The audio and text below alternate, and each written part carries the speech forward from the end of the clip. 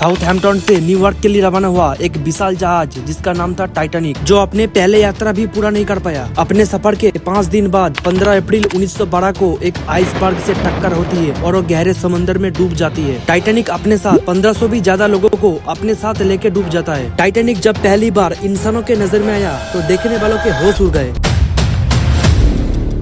कभी दुनिया के सबसे ज्यादा खूबसूरत और आलीशान कमरे से भरा टाइटैनिक समंदर में 12,400 फीट नीचे अटलांटिक ओशियन में बिखरा पड़ा है। समंदर के खारा पानी और बैक्टीरिया के वजह से अपने अस्तित्व धीरे धीरे खो रहा है। लेकिन सोचने वाली बात तो ये है, आखिर टाइटैनिक को ढूंढने में 70 सालों से भी ज्यादा वक्त क्यों लगा? आखिर रॉबर्ट बैलार्ड ने टाइटैनिक को कैसे खोजा? टाइटैनिक के मलबे को जांच करने पर ऐसा क्या पता चला जिसे उसके डूबने का एक खास कारण भी सामने आया? 400 miles off the coast of Newfoundland, the great ship went down after striking an iceberg.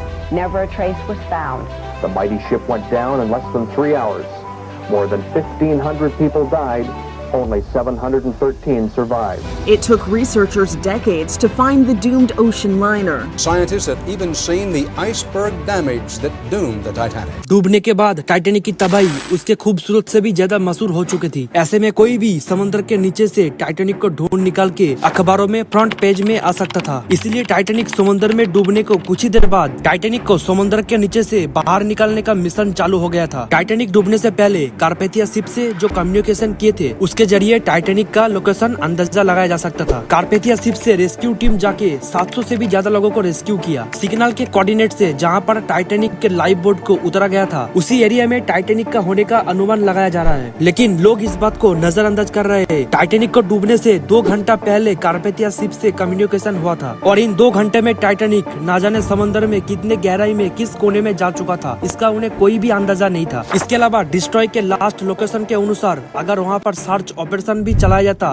तो वे नामुमकिन था। नॉर्थ अंटार्कटिका के उस कोने में वेदर इतना ज्यादा खराब है कि मिशन को उधर रहकर अंजाम देना बहुत ही ज्यादा मुश्किल था। दूसरी बात ये थी कि उस समय पे इतना एडवांस टेक्नोलॉजी का इन्वेंशन नहीं हुआ था जिसके जरिए समंदर के हजारों किलोमीटर नीचे टाइटैनिक के मलबे को ढूंढा जा सके। इन सारे सच्चाई जानने के बावजूद भी कुछ लोग टाइटैनिक के मलबे को ढूंढने की कोशिश जारी रखे। इसी टाइटैनिक में कुछ रईस परिवार भी मौजूद थे जो अपने पैसे और ताकत के दम पर टाइटैनिक को बाहर निकालना चाहते थे। इसमें गोगेनहाइम फैमिली, एस्ट्रो फैमिली और वाइडनर फैमिली, इन तीनों फैमिली मिलकर एक मीटर कंपनी से टाइटैनिक को बाहर निकालने का एग्रीमेंट साइन किया। लेकिन इस प्रोजेक्ट को कुछ ही दिन बाद बंद करना पड़ा क्योंकि टेक्नोलॉजी उतना एडवांस नहीं होने की वजह से समंदर के वाटर प्रेशर को इक्विपमेंट झेल नहीं पाते हैं और समंदर के गहराई तक जा नहीं पाते हैं, इसलिए वो असफल रहते हैं। इसके बाद साल 1940 में चार्ल्स स्मिथ ने इलेक्ट्रॉनिक मैग्नेट के साथ सबमरीन को जोड़ने का सिद्धांत दिया। इस तरह से सबमरीन से इलेक्ट्रॉनिक मैग्नेट छोड़ने पे टाइटैनिक के मलबे स्टील होने की वजह से उसके और खींचे चले आएगी और टाइटैनिक का एग्जैक्ट लोकेशन का पता चल जाएगा। जिसके बाद और भी इलेक्ट्रोमैग्नेट सबमरीन समंदर में उतरकर टाइटैनिक के मलबे को ऊपर सरफेस में लाया जाएगी। लेकिन ये थ्योरी उस टाइम पे बिल्कुल प्रैक्टिकल नहीं थी और इस काम को अंजाम देने में तकरीबन 1.5 मिलियन डॉलर का खर्चा होता, जो आज के हिसाब से तकरीबन 45 मिलियन डॉलर से भी ज्यादा होगा। इसलिए इस प्लान को भी बंद करना पड़ा। इसके बाद साल बीतता गया और टाइटैनिक को बाहर निकालने के लिए एक से बढ़कर एक थ्योरी सामने आने लगा। ये उस टाइम का बात है जब दुनिया पहली बार वर्ल्ड वॉर 1 में उलझी हुई थी, जिसमें लगभग हर देश इकोनॉमिक क्राइसिस, पॉलिटिकल टेंशन और भूखमरी से जूझ रही थी। चारों तरफ बस खून खराबा था। ऐसे बदतर हालातों में लिमिटेड टेक्नोलॉजी की वजह से कई सालों तक टाइटैनिक को ढूंढने का कोई भी प्रयास नहीं किया गया। टाइटैनिक डूबने का 41 सालों के बाद जुलाई 1953 में टाइटैनिक के मलबे को ढूंढने का एक सीरियस अटेम्प्ट रेजिडेंट बिजली के साथ किया गया। एक कंपनी का काम था समंदर में डूबे जहाजों को ढूंढ निकालना। पिछले कुछ फेल्ड मिशन को देखते हुए किसी भी कंपनी टाइटैनिक को ढूंढने के लिए पैसा नहीं लगाना चाहता था। लोग जितना हैरान नहीं हुआ था टाइटैनिक डूबने के टाइम पे, उससे भी ज्यादा लोग हैरान हुआ टाइटैनिक को खोजने के टाइम पे। दुनिया के बड़े बड़े बिजनेसमैन, एक्सप्लोरर टाइटैनिक को ढूंढने के लिए अपनी किस्मत आजमा चुके थे और सबके सब फेल्ड हो चुके थे। दूसरी ओर रॉबर्ट अपने नेक्स्ट मिशन के लिए तगड़ी रिसर्च कर रहे थे। रॉबर्ट एक ऐसी सबमर्सिबल टेक्नोलॉजी आविष्कार करना चाहते थे जो रिमोट से ऑपरेट किया जा सकता है और इसके जरिए पानी के नीचे हर चीज का फोटो और सैंपल को कंट्रोल रूम तक पहुंचा जा सके। लेकिन रॉबर्ट रोबोट के लिए इस सारे काम को अकेला कर पाना बहुत ही ज्यादा मुश्किल था। ऐसे टेक्नोलॉजी को उस टाइम पे डेवलप करने के लिए बहुत ही ज्यादा पैसा और बहुत ज्यादा लोगों की मेहनत की जरूरत थी। इसके बाद 1982 में रोबोट इसको बनाने में और टाइटैनिक को ढूंढने के लिए यूएस नेवी को अप्रोच किया। यूएस नेवी को रोबोट के जो टेक्नोलॉजी का आइडिया था उसको पसंद तो आया, लेकिन वो टाइटैनिक के मलबे को ढूंढने के लिए बिल्कुल भी इंटरेस्ट नहीं थे। नेवी के ऑफिसर रोबोट को साफ साफ बोल चुके थे कि इस टेक्नोलॉजी को फंडिंग तभी मिलेगी जब उसकी 2 न्यूक्लियर सबमरीन, एक है यूएसएस थ्रेसो और दूसरा है यूएसएस स्कॉर्पियन को ढूंढा जाएगा। वॉर के टाइम में ये 2 सबमरीन इसी समंदर में कहीं गुम हो गया था और यूएस नेवी रोबोट को इसी टेक्नोलॉजी के जरिए अपने दोनों सबमरीन को ढूंढने के लिए फंड देने वाला है। यूएस नेवी रोबोट को बोला था दिए गए टाइम से पहले अगर उसका काम रोबोट कर दिया तो उसके बाद टाइटैनिक को ढूंढने का काम वो चालू कर सकता है। हालांकि नेवी ऑफिसर्स को डाउट था इतने कम टाइम पे रोबोट इतने सारे टास्क को कैसे पूरा कर पाएंगे। हर चीज को ध्यान में रखते हुए सबमर्सिबल टेक्नोलॉजी को बनाने के लिए जी जान लगा दिया था और कुछ ही दिन बाद इस सबमर्सिबल टेक्नोलॉजी को बनाने में वो कामयाब हो गया और इस सबमर्सिबल को आर्को का नाम दिया गया,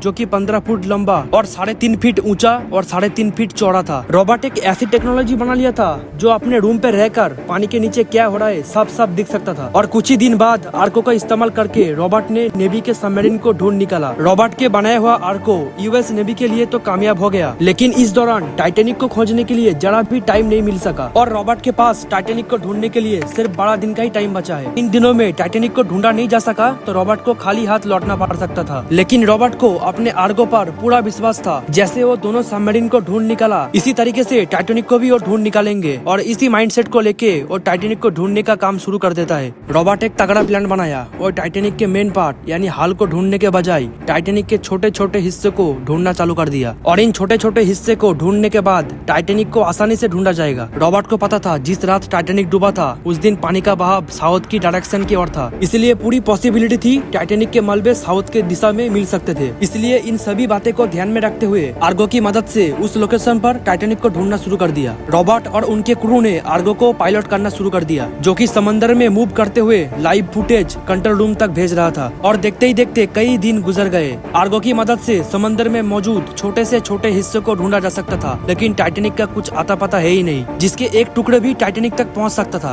और दिन बस खत्म होने ही वाली थी। रोबोट के क्रू हार मान चुके थे, लेकिन 1 सितंबर 1985 को रात के तकरीबन 1 बजे अचानक से आर्गो की नजर एक ऑब्जेक्ट के ऊपर पड़ी, जिसको देखते ही रोबोट और उनके सारे क्रू मॉनिटर स्क्रीन के साथ चिपक गया। जैसे जैसे ऑब्जेक्ट मॉनिटर पे बड़ा दिखने लगा, रोबोट और उनके क्रू खुशी से उछलने लगी, क्योंकि ये कुछ और नहीं बल्कि टाइटैनिक का एक बॉयलर था। बॉयलर को स्पॉट करने के बाद आर्गो आगे की ओर मूव करता गया। कुछ ही देर बाद टाइटैनिक के रैक भी साफ साफ स्क्रीन पे दिखने लगा। इसे देखते ही उसके खुशी का ठिकाना डबल हो गया। रोबोट की मिशन दिए गए टाइम के लास्ट में सक्सेस की ओर जा रहा था। रोबोट टाइटैनिक को ढूंढ ही लिया था, लेकिन सारे लोगों की खुशी खामोशी में बदल गई। रात के करीब 2 बज चुके थे। ये उसी टाइम था जब रात के तकरीबन 2 बजे टाइटैनिक इसी जगह पर डूबा था। रोबोट टाइटैनिक डूबने का 73 साल बाद टाइटैनिक को ढूंढकर इतिहास बना दिया था। टाइटैनिक कनाडा से तकरीबन 700 किलोमीटर दूर नॉर्थ अटलांटिक ओशियन में समंदर के 12,400 फीट नीचे खड़ा पड़ा था। अपने जमाने का आलीशान टाइटैनिक जब 73 सालों के बाद सबके नजर में आया, तब देखने वालों के दिल दहला चुके थे। रोबोट तो उसका काम करके इतिहास रच दिया, लेकिन आप चैनल को सब्सक्राइब करना मत भूलना। तो गाइस, आज का वीडियो बस यही था। अगर आपको वीडियो पसंद आए तो like, share, comment and subscribe करना मत भूलना। तो चलो मिलते हैं नेक्स्ट वीडियो में।